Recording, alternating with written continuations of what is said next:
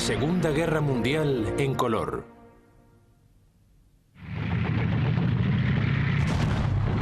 Overlord.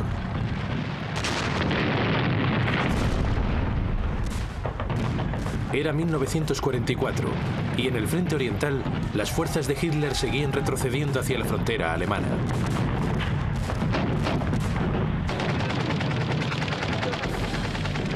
Pero Alemania estaba a punto de enfrentarse a una nueva amenaza. En el oeste, las fuerzas aliadas llevaban meses preparándose para abrir un nuevo frente en el noroeste de Francia.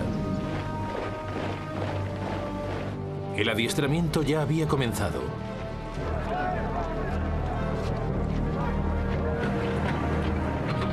Pero era un ataque que Hitler llevaba mucho tiempo esperando.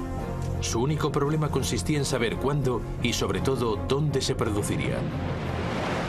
El escenario estaba preparado para una de las grandes batallas de la Segunda Guerra Mundial, el Día D, el desembarco aliado en la costa francesa de Normandía.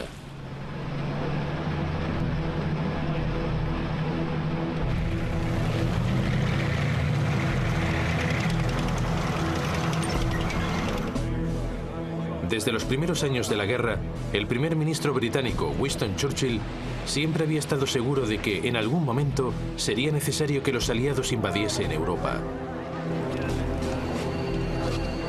Las únicas dudas eran cuándo, dónde y cómo. Finalmente, en abril de 1943, en una conferencia de los aliados en Washington, Churchill y el presidente de los Estados Unidos, Franklin Roosevelt, acordaron una fecha.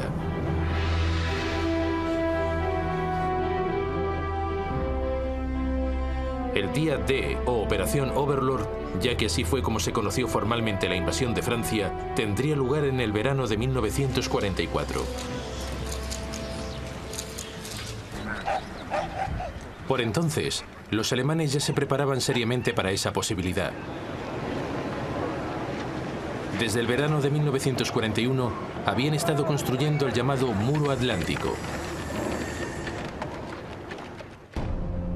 Era una enorme cadena de fortificaciones a lo largo de la costa europea, desde Dinamarca hasta la frontera con España. Habían construido baterías de artillería en las zonas de desembarco más probables.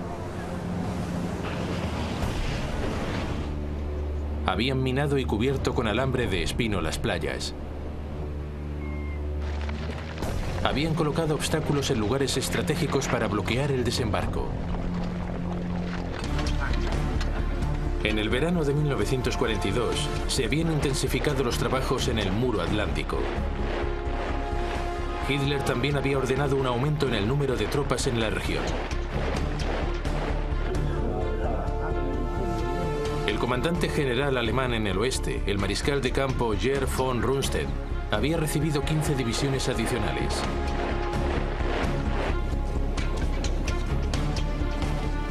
Pero la costa occidental europea se extiende a lo largo de más de 3.000 kilómetros, por lo que no contaba con soldados suficientes para cubrir toda su extensión.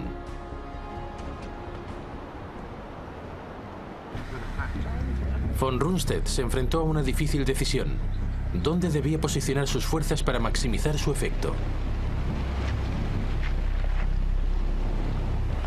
La cuestión desató agrios enfrentamientos entre los líderes germanos. Von Rundstedt propuso mantener una importante fuerza de Panzers en reserva al noroeste de París. Desde allí podría enviarlos contra cualquier invasión una vez supiese dónde se estaba produciendo. Pero el enormemente respetado mariscal de campo Erwin Rommel, comandante de las tropas que cubrían el sector de la costa desde Holanda hasta el Loira, tenía un punto de vista diferente.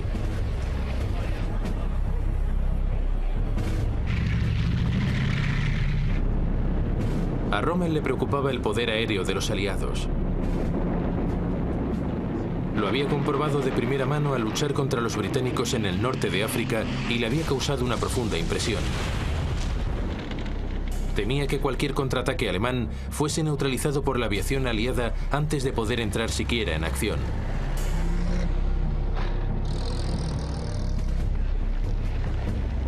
Rommel también había inspeccionado el muro atlántico de Hitler y le había parecido insuficiente. Eso le llevó a la conclusión de que el mejor lugar para posicionar los Panzers era lo más cerca posible de las zonas más probables de desembarco. De ese modo, cualquier invasión podría contenerse de inmediato antes de que llegase a pisar tierra. Hitler cedió a sus pretensiones. A Rundstedt se le concedió un pequeño número de fuerzas para mantener en reserva, aunque Hitler seguiría teniendo la última palabra a la hora de utilizarlas. El resto de tropas adicionales se diseminaron por todo el litoral atlántico, de acuerdo con los deseos de Rommel.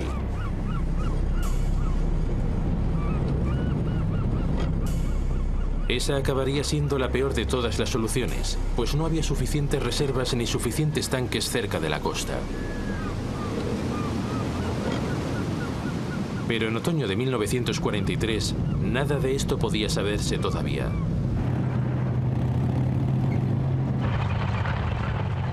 En Gran Bretaña, los estrategas aliados también lidiaban con el problema geográfico. ¿Cuál era el mejor lugar para el desembarco? Su principal responsable, el general Frederick Morgan, pronto comprendió que había dos opciones principales: el paso de Calais y Normandía. El paso de Calais era claramente su opción preferida. Ofrecía el trayecto más corto por mar y ofrecía también la ruta más corta y directa hacia Alemania.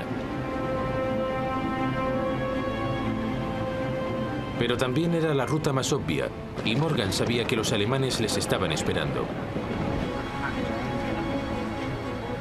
Por eso Morgan decidió cogerles a contrapié. El desembarco se haría en Normandía. Ese fue el principio de una enorme apuesta de la que dependería el destino de cientos de miles de soldados.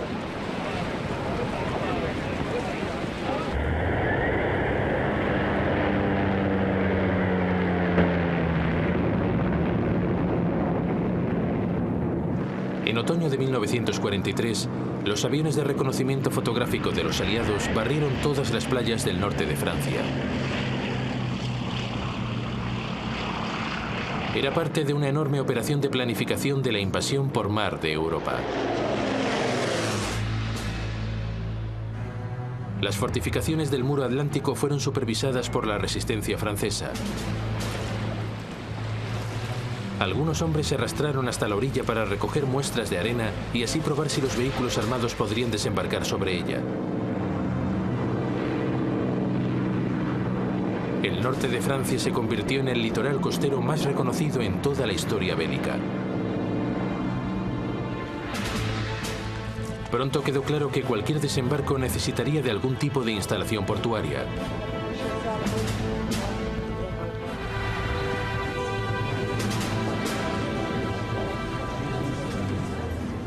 Los estrategas británicos se vieron obligados a buscar una ingeniosa alternativa.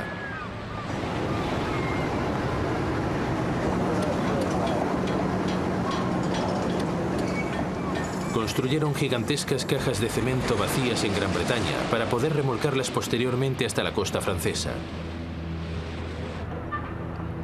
Una vez allí se hundirían para formar un puerto artificial. Eran conocidas por su nombre en clave, mulberries, o matas de moras.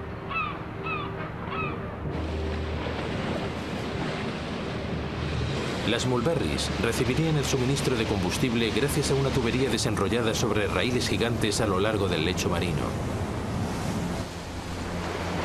Se extendería a lo largo de 150 kilómetros.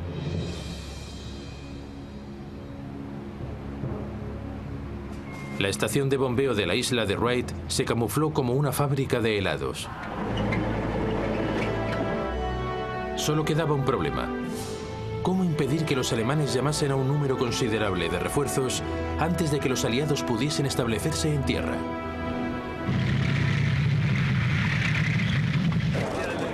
La solución fue intentar que se siguiesen preguntando hasta el último momento dónde tendría lugar la invasión.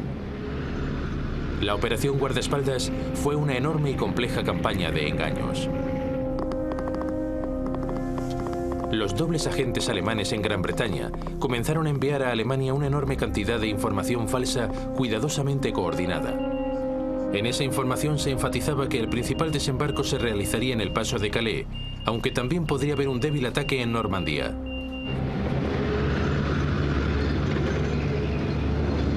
Para enturbiar todavía más las aguas, el mando militar aliado creó una unidad ficticia, el llamado Primer Grupo del Ejército de los Estados Unidos, o FUSAG. Obviamente se estacionó en Kent, enfrente del paso de Calais.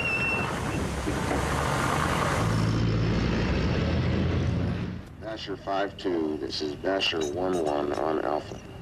Las transmisiones por radio imitaban el tráfico inalámbrico de un ejército. Por si acaso se producía algún reconocimiento aéreo de la Luftwaffe sobre Gran Bretaña, los campos de Kent se llenaron con tanques hinchables y con rastros falsos cuidadosamente diseñados.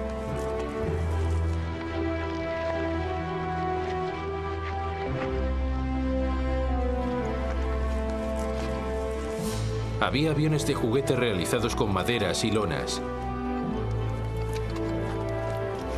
Los puertos de toda la costa de Kent se llenaron con aviones de mentira.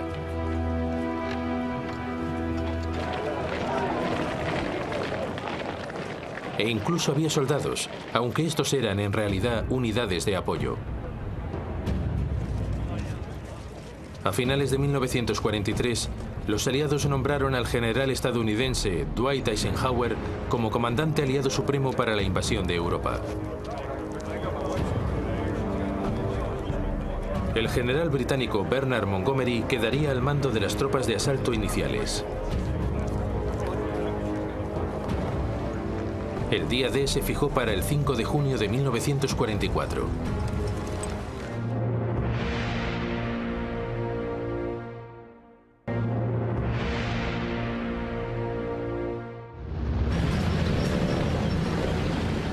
Conforme se acercaba la fecha de la invasión, el número de soldados aliados en Inglaterra aumentó hasta superar los 2 millones. Contaban con el apoyo de más de 3.000 tanques y 12.000 aviones.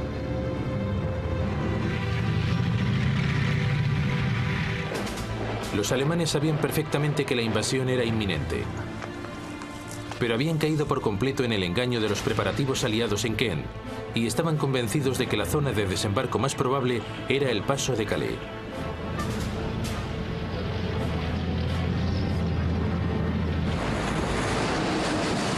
Todo parecía ir según los planes de los aliados. Las tropas fueron informadas. Pero entonces la climatología les dio la espalda. La lluvia caía con fuerza, la visibilidad era escasa y se desató un vendaval sobre el canal.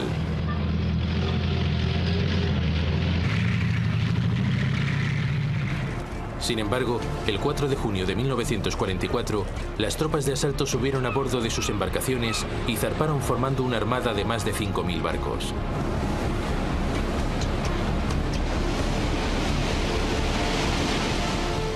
Pero la lluvia seguía arreciando. Y ese mismo día, la invasión se tuvo que posponer. Los barcos volvieron a puerto y las tropas de asalto se prepararon para una inquietante espera.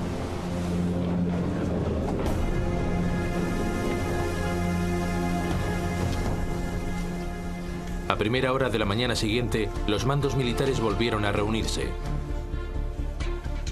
Los comandantes navales estaban decididos a seguir adelante. Pero los mandos de aviación tenían sus dudas. Les preocupaba que la visibilidad fuese demasiado escasa para poder proporcionar un apoyo aéreo eficaz. Tras un largo silencio, Eisenhower miró hacia el cielo. «Vamos allá», dijo.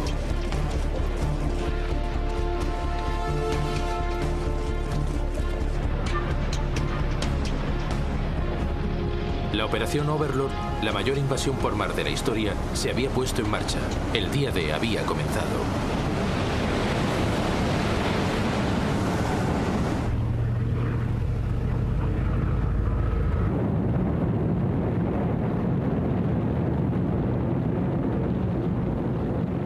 la 1:15 de la mañana del 6 de junio de 1944, la aviación británica llegó a la costa del norte de Francia.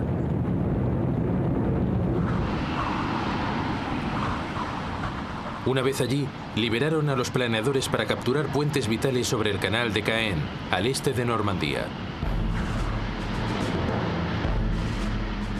Los aliados habían puesto sobre la mesa su mayor apuesta para invadir el imperio de Hitler en Europa occidental.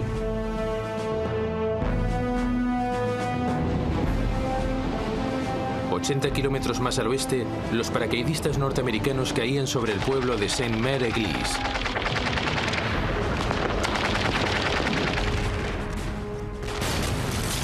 Se produjo un salvaje intercambio de fuego.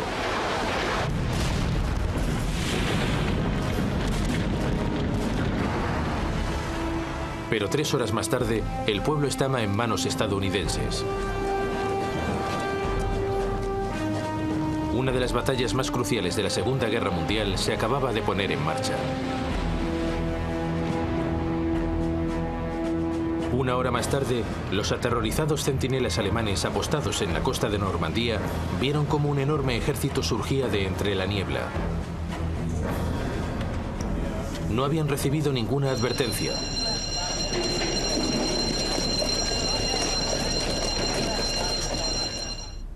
La flota aliada había navegado protegida por la oscuridad. Además, las medidas aliadas confundieron a los radares germanos, haciéndoles creer que el principal peso del ataque recaería más al este de la costa francesa, en el paso de Calais.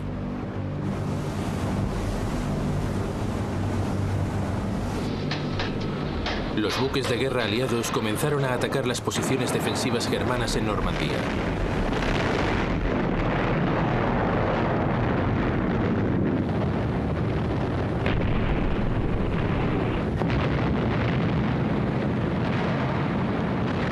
Sobre sus cabezas volaban oleadas y oleadas de aviones.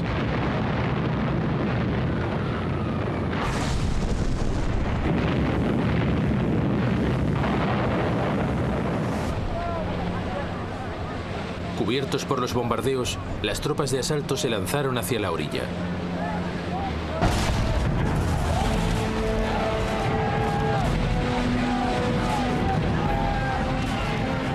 En el extremo más occidental, la 4ª División de Infantería de los Estados Unidos desembarcó cerca de lo que ellos llamaron la playa de Utah.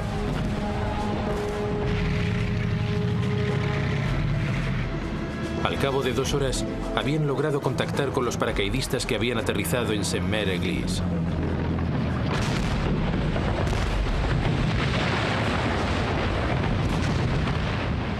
Cerca de allí, en la playa de Omaha, la situación era más difícil. La playa era el sueño de cualquier ejército defensor, con grandes acantilados y escasos accesos.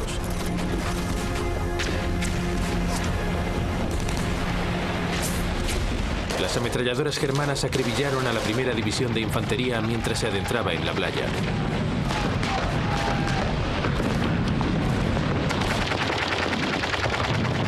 Para complicar todavía más las cosas, los tanques anfibios norteamericanos se hundieron.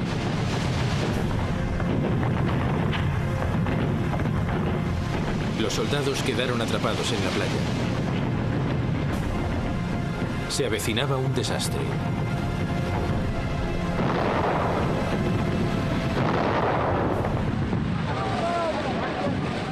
Pero finalmente, algunos soldados lograron escalar los acantilados.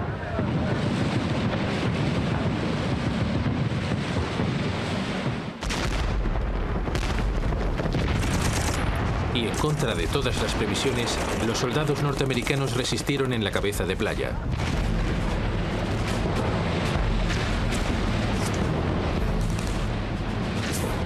Más al este, en el centro de la zona de desembarco, la 50ª División de Infantería Británica desembarcó en la playa de Gold.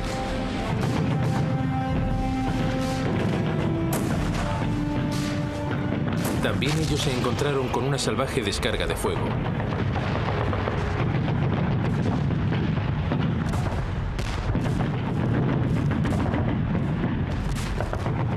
Pronto los soldados pudieron avanzar tierra adentro. En la zona contigua, en la playa de Juno, la tercera división de infantería canadiense se enfrentó a una situación similar.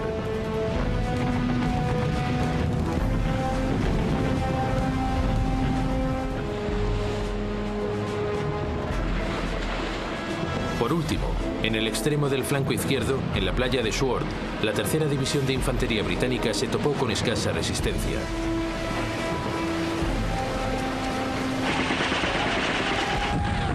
Al cabo de unas horas, sus comandos ya habían contactado con las tropas aerotransportadas en el canal de Caen.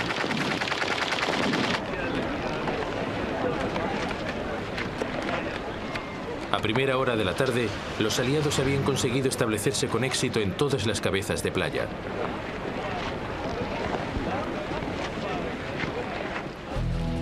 El momento de la invasión había cogido a los alemanes totalmente por sorpresa. Creían que los aliados esperarían hasta que la climatología mejorase. Rommel, el comandante alemán operativo para toda la costa noroeste francesa, había aprovechado la oportunidad que le daba el mal tiempo para visitar a su familia en Alemania. Su subordinado inmediato en Normandía y Bretaña, el general Friedrich Dollmann, se encontraba a 200 kilómetros de distancia, participando en un simulacro de guerra.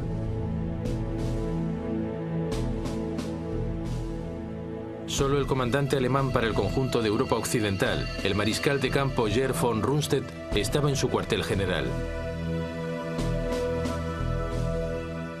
Pero necesitaba el permiso de Hitler para enviar sus panzers al campo de batalla.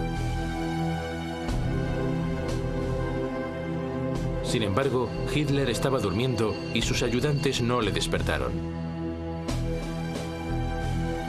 Hasta el mediodía el Führer no se enteró de la invasión, pero no se la tomó en serio. Seguía convencido de que el principal ataque se produciría en el paso de Calais. Creía que lo de Normandía no era más que una treta.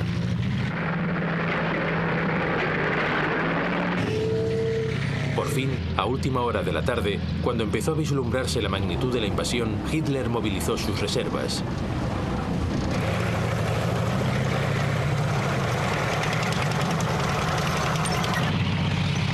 Pero estaban demasiado lejos para proporcionar un apoyo inmediato.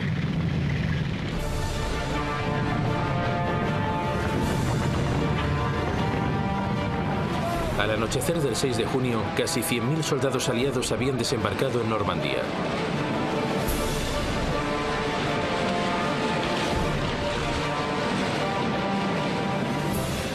Había sido una extraordinaria hazaña en cuanto a estrategia, ingenio y valentía. El primer día de la gran apuesta aliada había dado sus frutos. Pero era solo el principio. Ahora tenían que asentarse, fortalecerse y avanzar a través de Europa.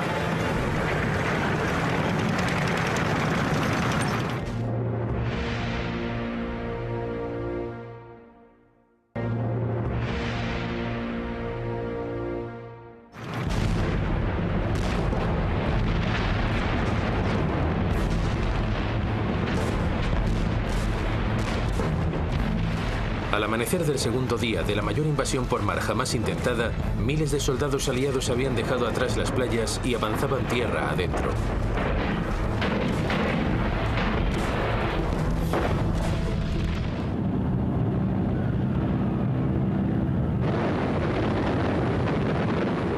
La Fuerza Aérea Aliada les ofreció un apoyo crucial. Cuando llegaron los panzers de refuerzo de von Rundstedt, estaban tan diezmados por los ataques aéreos que fueron incapaces de organizar un contraataque relevante.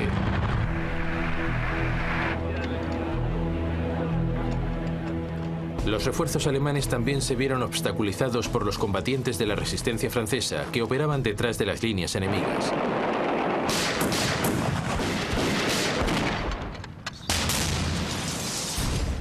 Tendieron emboscadas a convoyes de soldados y volaron puentes. Como resultado, la división SS Panzer Das Reich tardó más de 2 semanas en completar un viaje que debería haber durado apenas 3 días. Sus soldados descargaron su furia contra la población civil francesa.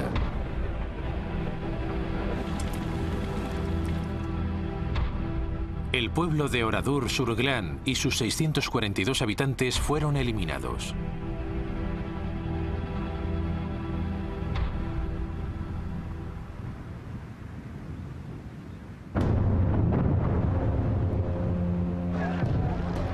Tras 4 días de combate, todas las cabezas de playa aliadas habían conseguido establecer contacto.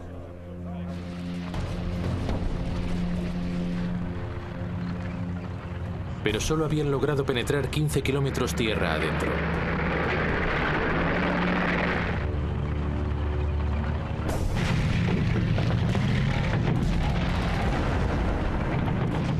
Al fin, 6 días después del desembarco, el comandante británico, el general Montgomery, emprendió un gran ataque contra la ciudad de Caen, de gran importancia estratégica. La 7ª División Armada Británica, las Ratas del Desierto, avanzaron hacia ella.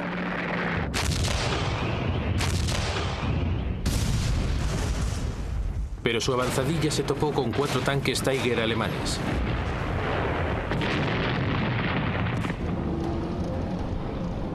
Los tanques Sherman de los aliados eran muy inferiores. Su artillería no tenía alcance suficiente y sus proyectiles no podían penetrar los blindados alemanes. Y eran especialmente vulnerables porque muchos se alimentaban con gasolina y podían arder en llamas si les alcanzaba un proyectil.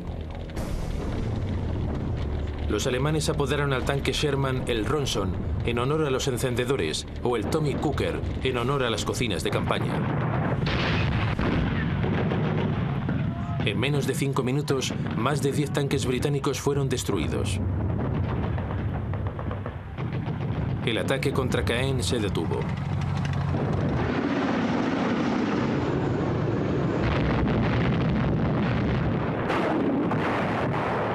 Superados por los tanques alemanes, los aliados confiaron en su poderío aéreo y en la artillería.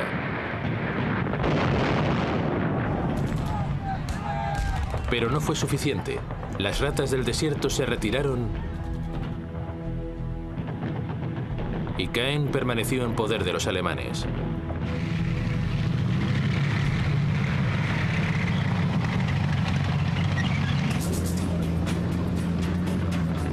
Mientras tanto, más al oeste, las fuerzas estadounidenses avanzaban hasta el igualmente importante puerto de Cherbourg.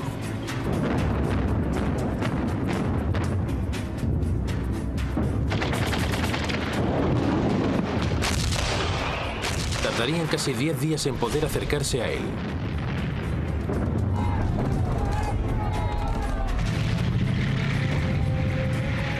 La climatología no les ayudó. Durante la primera semana de la invasión, el tiempo se había mantenido en relativa calma, permitiendo que llegasen los suministros y los refuerzos desde los puertos artificiales de las Mulberries. Pero ahora el tiempo había cambiado. Los temporales azotaban el Canal de la Mancha. El puerto estadounidense en Omaha quedó destruido. El otro puerto, en el sector británico, quedó gravemente dañado y estuvo inactivo durante varios días.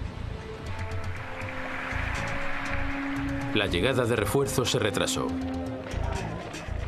Eso significaba que el puerto de Cherbourg era un objetivo todavía más vital. Ante la llegada de las fuerzas estadounidenses, la guarnición germana opuso resistencia.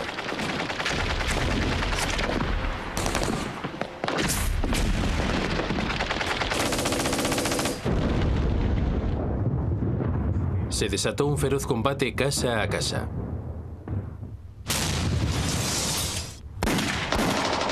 Los aliados tardarían una semana en conquistar la ciudad.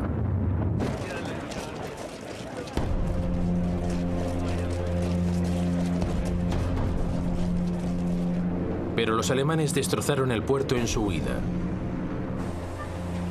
Haría falta otro mes para volver a ponerlo en funcionamiento.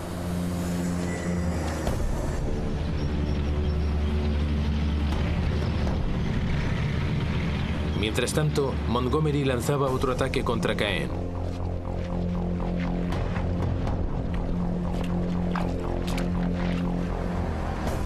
Pero las tormentas habían convertido los campos en un mar de barro y las nubes bajas hacían imposible la ayuda aérea.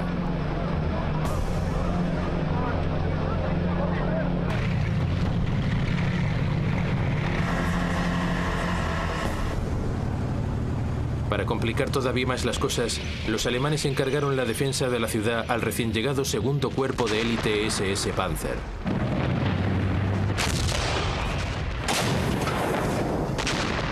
Tras 4 días, los británicos se vieron de nuevo obligados a detenerse.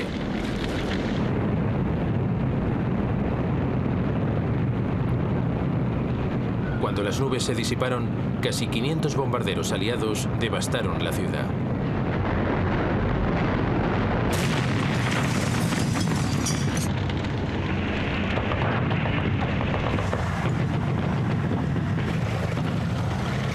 Las tropas británicas se abrieron paso a través de los barrios del norte.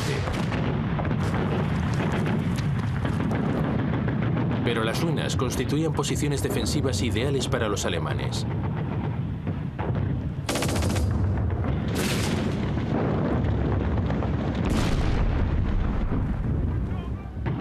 Las víctimas aliadas se multiplicaron.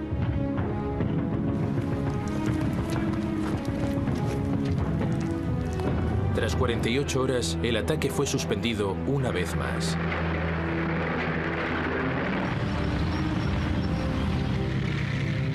Tres semanas más tarde, Montgomery lo intentó por 4ª vez. El plan era capturar los últimos bastiones germanos y posteriormente empujar hacia el sur, adentrándose en Francia.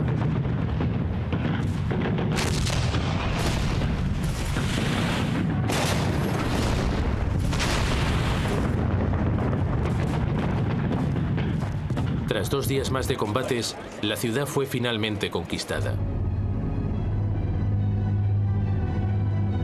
El camino parecía quedar abierto para que los tanques británicos avanzasen hacia el sur y se adentrasen en Francia.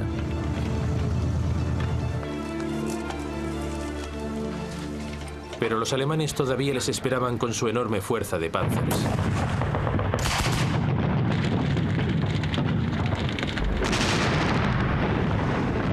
El avance británico volvió a detenerse.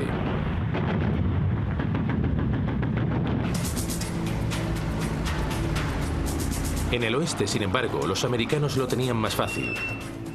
Los combates en torno a Caen habían absorbido la mayor parte de soldados alemanes. Mientras las fuerzas norteamericanas se preparaban para atravesar Francia, apenas se enfrentaron a una escasa resistencia. Todo estaba listo para que las fuerzas aliadas pudiesen por fin penetrar en Francia.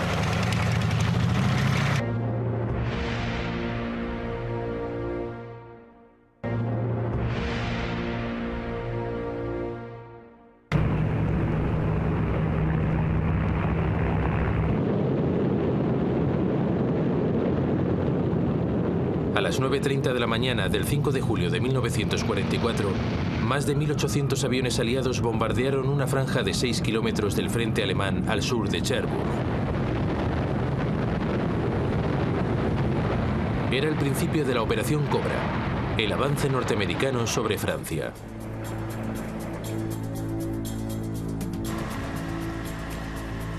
Los defensores germanos se quedaron boquiabiertos ante la magnitud del ataque. Aunque lo mismo le pasó a algunos de los soldados norteamericanos. El plan era que los bombarderos volasen desde el este, en paralelo a la línea de frente estadounidense, para minimizar el riesgo de bombardear a las tropas norteamericanas. Pero la mayor parte de la aviación acabó encima de las líneas norteamericanas. Las bombas se quedaron cortas. Como resultado, murieron más de 100 soldados estadounidenses.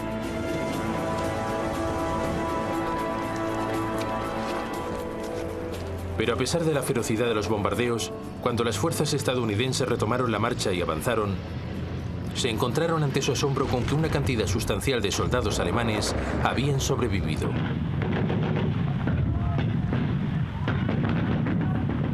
Los supervivientes opusieron una pertinaz resistencia.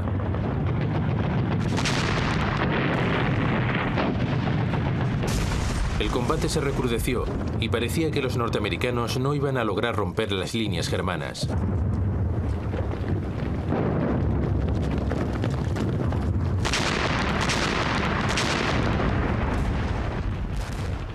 Pero entonces las defensas alemanas se resquebrajaron.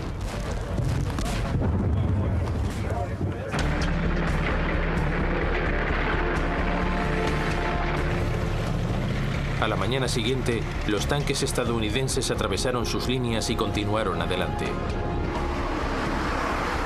Ya casi no quedaba resistencia alemana, y los norteamericanos rápidamente progresaron a través de Francia. Así cayó la ciudad de Coutances. Y después la estratégica ciudad de Avranches.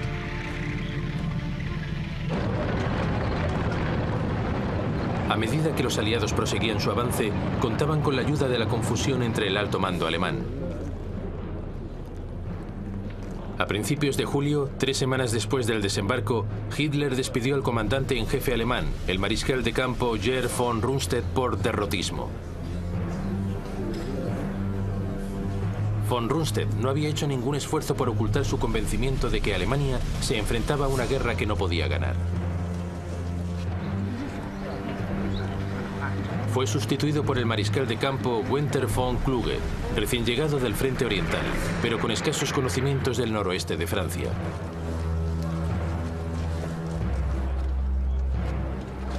Dos semanas más tarde, Rommel, el segundo oficial alemán con mayor rango en el frente, resultaba gravemente herido cuando su coche era atacado por un caza británico.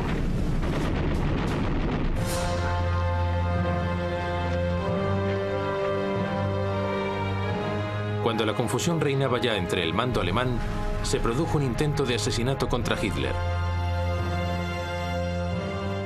El 20 de julio de 1944, un aristocrático héroe de guerra desilusionado, el coronel Klaus Schenk Graf von Stauffenberg, colocó una bomba en una de las barracas del cuartel general de Hitler en Prusia Oriental.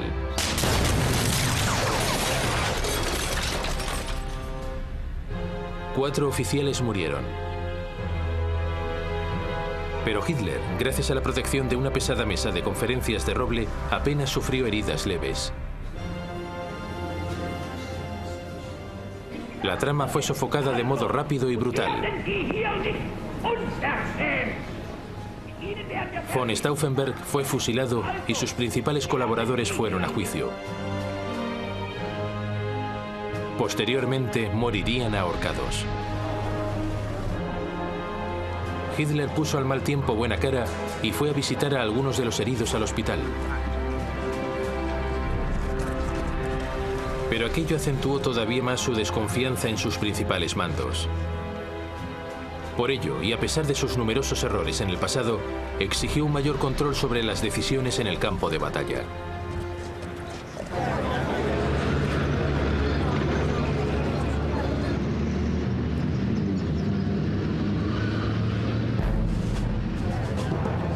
De vuelta en Francia, el general Georges Patton, de nuevo al mando de una verdadera fuerza de combate, ordenó a sus tropas que se abriesen en abanico. Así conquistaron Reims, Mayenne y se dirigieron a Le Mans. Se estaba acercando a la retaguardia de las fuerzas alemanas que todavía luchaban contra británicos y canadienses cerca de Caen.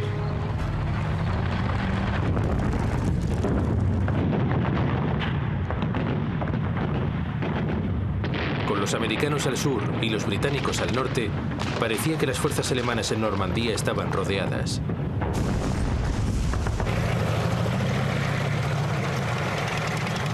Hitler emitió su orden habitual de que no debía haber una retirada, pero a medida que la soga aliada se cerraba sobre ellos, los alemanes empezaron a huir.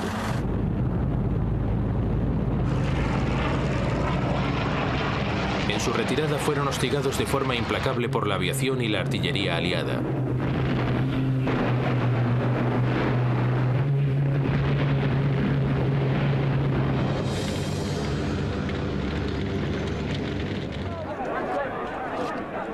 Finalmente, el 20 de agosto de 1944, las fuerzas aliadas procedentes del norte y del sur se encontraron. La llamada Bolsa de Falaise, en honor al pueblo francés cercano, se había cerrado.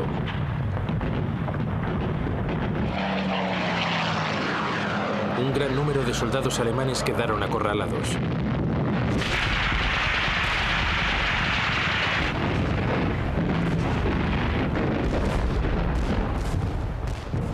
Más de 10.000 alemanes murieron atrapados dentro de la pinza aliada.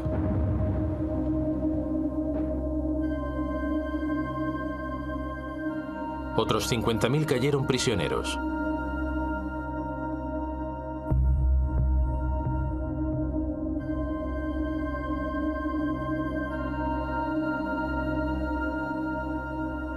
El ejército alemán de Europa Occidental estaba sumido en el caos.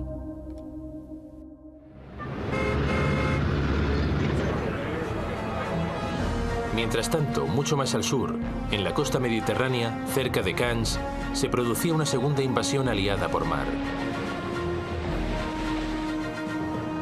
Las tropas estadounidenses llegaron a la orilla prácticamente sin oposición. Contaban con la ayuda de los paracaidistas del ejército francés libre, hombres que habían huido del territorio francés ocupado por los nazis hacia Europa y el norte de África. El desembarco siempre había contado con la oposición de los británicos, que lo veían como una distracción. Pero los Estados Unidos lo consideraban como una parte esencial de la expulsión de los alemanes de Francia.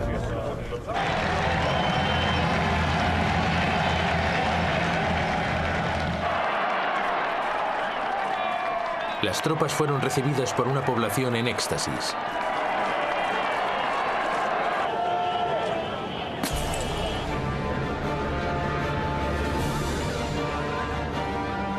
Pronto avanzaron con rapidez por el valle del Ródano.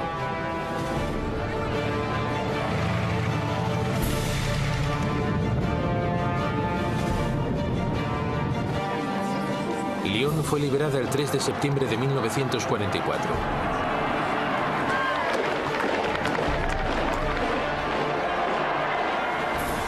Diez días más tarde, alcanzaban Dijon y establecían contacto con las fuerzas de Patton que avanzaban desde el oeste de Francia.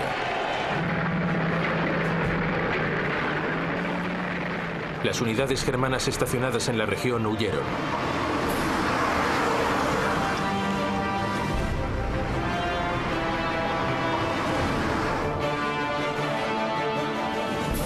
En apenas 3 semanas de avance, la invasión aliada de Europa había liberado la mayor parte de Francia. Solo quedaba París, donde los combatientes de la resistencia francesa se habían sublevado ya contra la ocupación alemana. Parecía como si ya nada pudiese impedir que la avalancha aliada continuase hasta la frontera alemana.